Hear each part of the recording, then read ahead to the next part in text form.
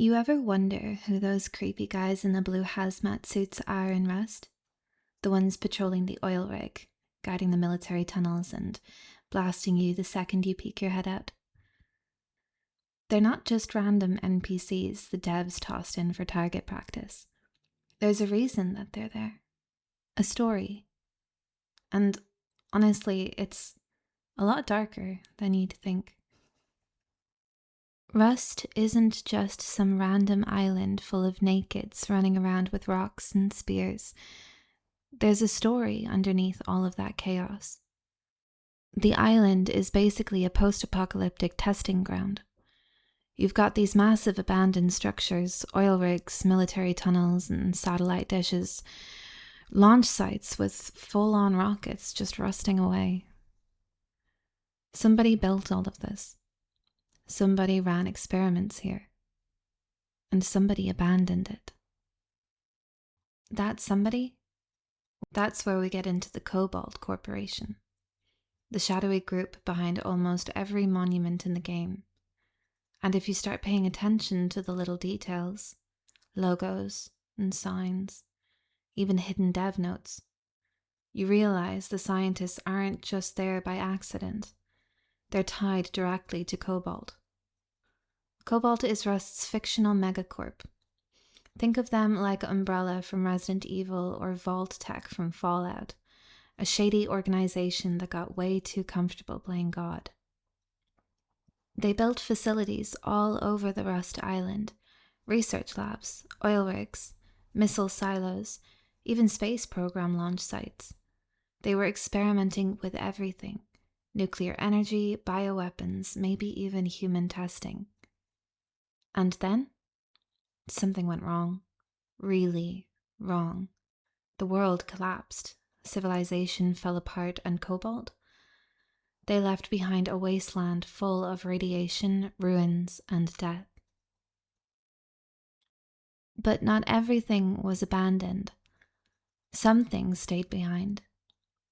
And that's where the scientists come in. You've seen them. Blue hazmat suits, helmets covering their faces, patrolling like robots. They show up in high-tier monuments like the oil rig, military tunnels, and the train yard. They don't talk. They don't trade. They don't hesitate. On the surface, they're basically Rust's version of a PvE challenge, an obstacle between you and the juicy loot. But if you pay attention, the devs left breadcrumbs that suggest these guys have a story.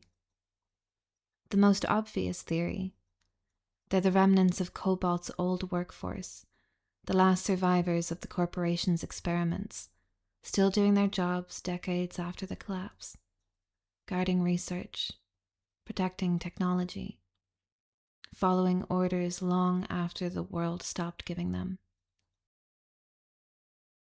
So here's where it gets kind of fun, and a small bit disturbing.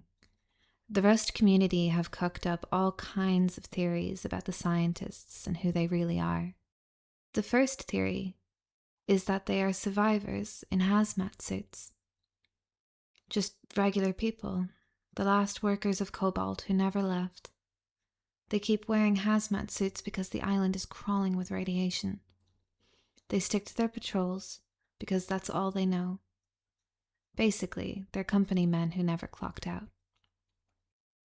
The second theory is that they are either clones or experiments. This one is quite creepy. Some players believe the scientists aren't human at all. They're clones, or genetically modified soldiers created by Cobalt. That's why they don't talk, why they all look the same, why they just patrol mindlessly. Imagine being bred in a lab programmed to guard hallways forever. The third theory is that they are brainwashed soldiers. They are mercenaries who were brainwashed by Cobalt before the collapse, wiped of their personalities, stripped of their free will, turned into silent enforcers, basically husks in hazmat suits. And honestly, all three could fit. That's what makes it so eerie. So, with all those theories in place, it still begs the question, why are the scientists here? And what are they guarding? What is interesting is the devs didn't just drop them in and walk away. They sprinkled clues about their origin everywhere. You'll see Cobalt's logos plastered around monuments, linking the scientists to the corporation. Some developer notes and patches literally call them Cobalt scientists. And the hazmat suits? That's not a random design choice. It ties directly into the radiation zone across Rust's world. Even the way they fight, coordinated, accurate, and ruthless, suggests training. These aren't just randos in Halloween costumes, they're organized, they're military, they're something more. What is most eerie about them is the silence. They never speak, never yell, never curse, nothing. Just gunfire. It makes them feel less like people and more like drones. Like puppets. Like Cobalt turned them into tools and then left them behind. And think about this. If the scientists survived all these years, what are they eating? Where do they sleep? Are they even human under those suits anymore? Or are we just looking at walking experiments? Husks that outlived the world that created them.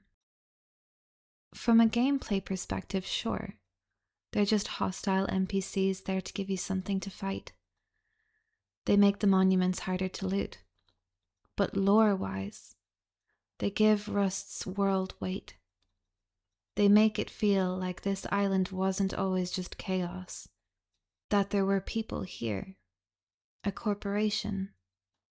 And now, all that's left are these silent guards, walking reminders of the world before. So who are the scientists in Rust? Survivors, experiments, clones? Maybe all of the above. But one thing's for sure. If Cobalt left those guys behind, what else did they leave out there?